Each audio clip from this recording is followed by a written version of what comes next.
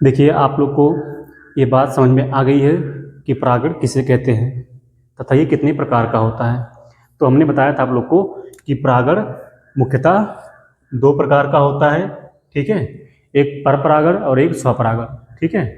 परपरागण क्या होता है? जब किसी पुष्प के परागकोश से परागकण निकल करके किसी दूसरे पुष्प के वर्तिकाग्र पर जाते हैं, ठीक है, तो ये होता है परपरागण। लेकिन स्वपरागण क्या होता है? जब पुष्प के वर्तिकाग्र जब पुष्प के परागकोश से परागकण निकल करके उसी पुष्प के वर्तिकाग्र पर पहुंचते हैं, ठीक है, तो ये होता है स्वपरागण, ठीक है। स्वपरागण में पुष्प एक ही होगा और उसी पुष्प के नर भाग से मादा भाग पर परागकण जाता है। परपरागण में क्या होता है? उसी जाति के दो पौधे होते हैं, ठीक है, किसी दूसरे पौधे के परागकोश से परागकण निकल करके दूसरे पौधे के वर्तिकाग्र पर पहुंचता है, तो ये होता है परपरागण, ठीक।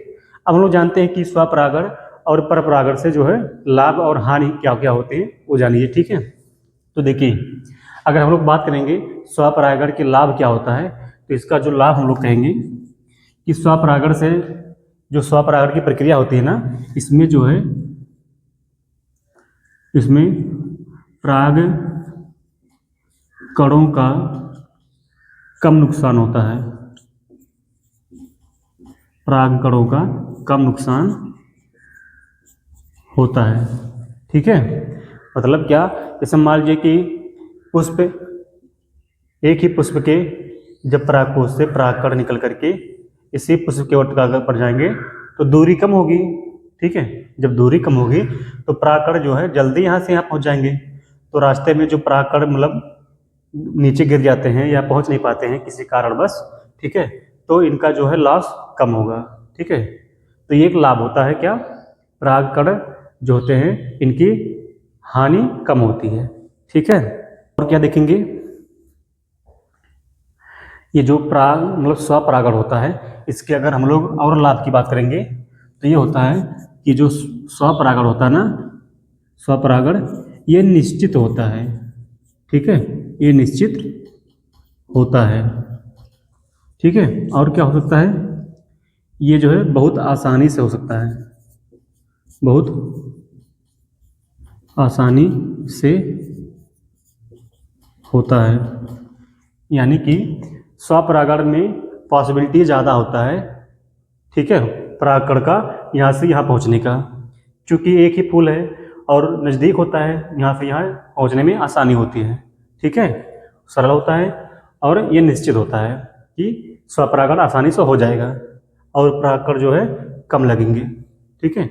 और एक लाभ क्या बता सकते हैं कि जो स्वपरागण होता है इसमें जो है उसी जात के पौधे मतलब उत्पन्न होते हैं। जैसे मान लीजिए कि ये जो है पुष्प जो है मतलब इसका रंग लाल है तो उसी जात के जो है पौधे मतलब सेम स्पीसीज के जो है नए पौधे उत्पन्न होते हैं, ठीक है। तो ये एक लाभ ये भी हो गया, ठीक है, कि स्वपरागण से जो होता है उसी जात के पौधे उत्पन्न होते हैं, ठीक। ये तो लाभ की बात हो गई। लेकिन स्वपरागण की कुछ हानियाँ भी होती हैं। ये हानि क्या होता है?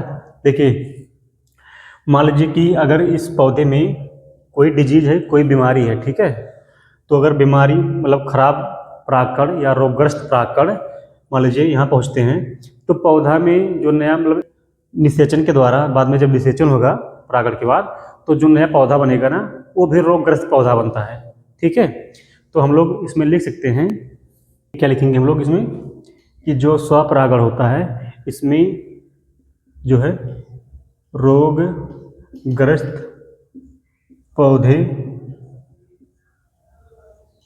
रोगग्रस्त पौधे उत्पन्न होने की क्षमता रोगग्रस्त पौधे उत्पन्न होने की क्षमता अधिक पाई जाती है या अधिक हो सकती है, ठीक है, अधिक हो सकती है, ठीक है।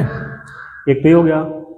और क्या होगा कि जो स्वपरागण होता है इससे जो है पौधे में भिन्नताएं नहीं आती हैं, ठीक है।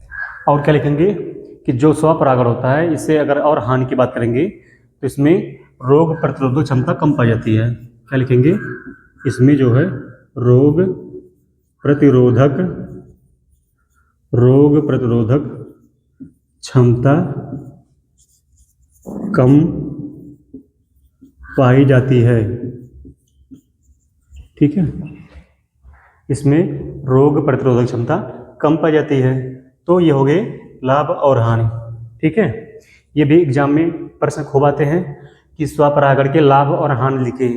ठीक है, तो लाभ में आप लिखोगे कि स्वपरागण में क्या होता है, परागकणों का मतलब कम हानि होता है, कम नुकसान होता है, क्योंकि पास पास होते हैं नर मादा भाग। ठीक है, और क्या देखेंगे इसमें, स्वपरागण मतलब निश्चित होता है। ठीक है, क्यों, क्योंकि ये पॉसिबिलिटी ज़्यादा बनती है कि उसके नर और मादा भाग एक ही पुष्प में होते हैं, तो कोई भी कीड़ा मकोड़ा अगर आता है, ठीक है, तो परागकण को वहाँ जल्दी पहुँचा देगा। ठीक है, और ये बहुत आसानी से हो सकता है स्वपरागण। ठीक, हानि क्या होगा, स्वपरागण से क्या होता है कि उसी जात के सेम ही जात के पौधे उत्पन्न होते रहते हैं हमेशा बार बार, और रोगग्रस्त पौधे भी उत्पन्न होने की संभावना होती है। और क्या होगा, इसमें रोग प्रतिरोधक क्षमता कम पाई जाती है। ठीक है, तो ये हो गया स्वपरागण के लाभ और हानि। अब हम लोग बात करते हैं परपरागण के लाभ और हानि। ठीक है,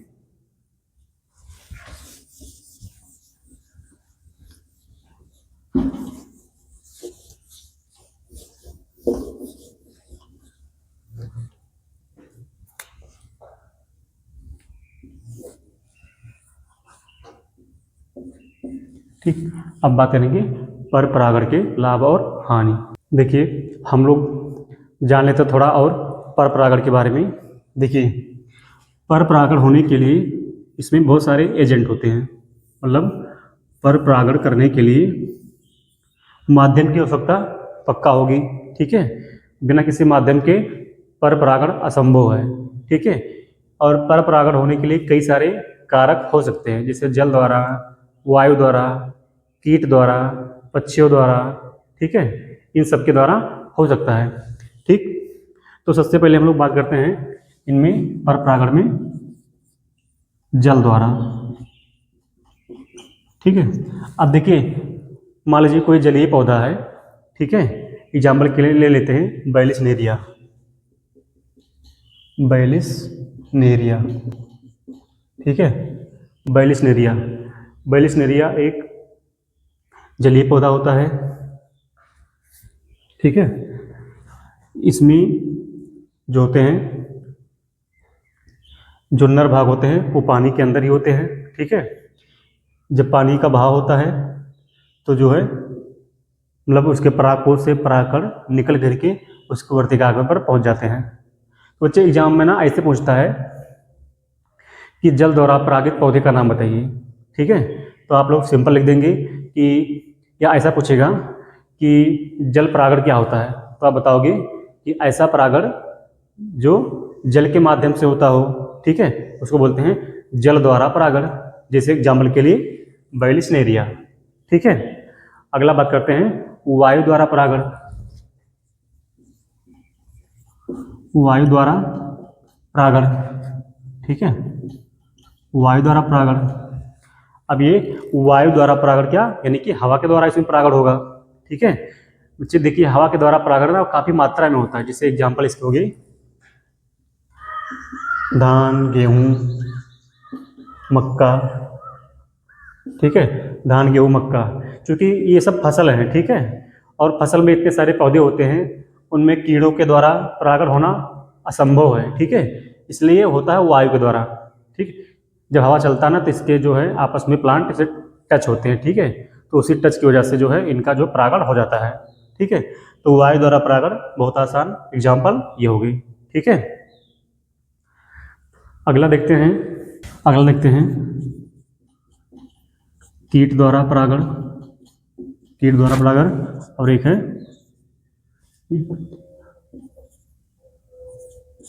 पक्षी द्वारा परागण, और चमगादड़ द्वारा, चमगादड़,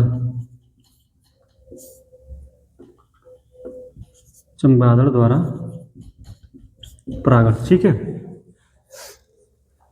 देखिए जो कीट द्वारा परागण होता है, ठीक है, कीट द्वारा परागण, ये मुख्यतः कीट मतलब कीड़े मकोड़े, जैसे भंवरे हो गए, तितली हो गए। ठीक है, ये सब तो वही कीट द्वारा परागण मुख्यतः ऐसे पौधे में होता है जिनके फ्लावर काफ़ी सुंदर और आकर्षक दिखते हैं, खुशबूदार होते हैं, ठीक है। तो इसका एग्जाम्पल लेते हैं हम लोग गुड़हल। इसका एग्जाम्पल हो गया गुड़हल, ठीक है, गुड़हल। अगर एग्जाम में आता है कि कीट द्वारा परागण क्या होता है तो बताओगे ऐसे परागण या इस प्रकार का परागण जो कीटों के द्वारा होता है कीट परागण कहलाता है। एग्जाम्पल के लिए गुड़हल, ठीक है। अगला है पक्षी द्वारा परागण। ऐसे परागण जो पक्षियों के द्वारा होता है पक्षी परागण कहलाता है। इसके एग्जाम्पल जैसे एक पौधा है ना कैना, ठीक है, कैना एक एग्जाम्पल है पक्षी द्वारा परागित पौधे का, ठीक है। एक और है हेलिकोनिया, हेलिकोनिया, कैना और हेलिकोनिया, ठीक है, बिग्नोनिया, ठीक है। तो पक्षी द्वारा परागित पौधे का नाम क्या हो गया? कैना, हेलिकोना और बिग्नोनिया, ठीक है। चमगादड़ द्वारा परागित पौधे का नाम क्या है? एक होता है अगेयो, अगेयो, अमरूद। एक होता है मॉर्निंग ग्लोरी, मॉर्निंग ग्लोरी, ठीक है बच्चे। तो चमगादड़ द्वारा परागित पौधे का नाम क्या है? अगेयो, अमरूद, मॉर्निंग ग्लोरी, ठीक है। तो ये कुछ पौधे हैं जिनमें किसी न किसी कारक द्वारा परागण हो रहा है, ठीक है। तो एग्जाम में पूछता है बच्चे कि पर परागण जो होता है इसके कितने कारक होते हैं, तो आप बताएंगे मुख्यतः 5 कारक, ठीक है। या ऐसा सेपरेट पूछ लेगा कि जल द्वारा परागित पौधे का नाम बताइए या जल परागण क्या होता है, तो आप बता देंगे बाइलिस्नेरिया, ठीक है। हाइड्रिला भी होता है। बताएंगे वायु द्वारा परागित पौधे का नाम, धान, गेहूं, मक्का, वायु के द्वारा होता है ये परागण। कीट द्वारा परागित पौधे का नाम गुड़हल हो गया, कीटों द्वारा होता है। पक्षी द्वारा परागित पौधे का नाम कैना, हेलिकोना हो, कैना है, हेलिकोनिया है, बिग्नोनिया हो गया, ठीक है। चमगादड़ द्वारा क्या होगा? अगेयो, अमरूद, मॉर्निंग ग्लोरी। ये सब हो गए हमारे अलग अलग प्रकार के कारक जिसके द्वारा जो है परागण की प्रक्रिया संपन्न होती है। कौन सा? पर परागण, ठीक। अब हम लोग बात करते हैं कि क्या पर परागण के भी लाभ और हानि होते हैं, तो होते हैं, चलिए देखते हैं, ठीक है।